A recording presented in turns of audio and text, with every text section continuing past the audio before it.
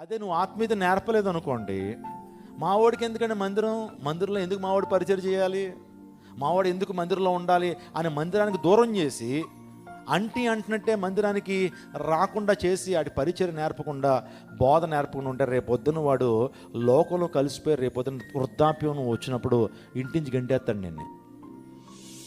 చాలామంది జీవితాలు అలా ఉన్నాయి. ఆత్మీయత నేర్పితే బిడ్డలు ప్రేమ కలిగి ఉంటారు, ఆత్మఫలం ఫలిస్తారు.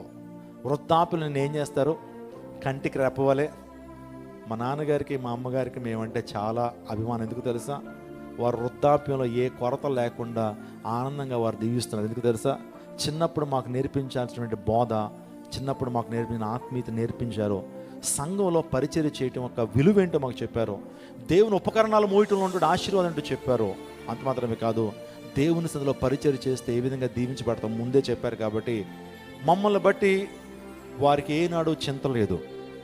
ఆమేన్.